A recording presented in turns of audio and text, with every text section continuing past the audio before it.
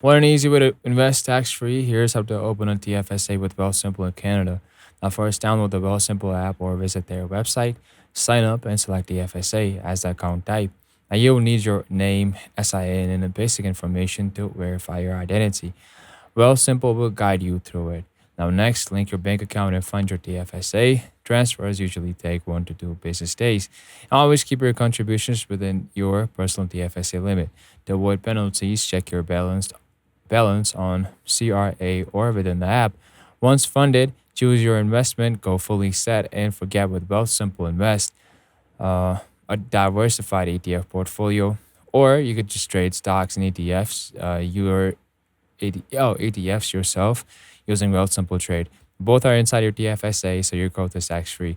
And that's all it takes. Download, verify, fund, and start investing in your TFSA through Wealthsimple app. Now, if this helped you, give it a like, subscribe, and comment if you would like a walkthrough on what to invest in next.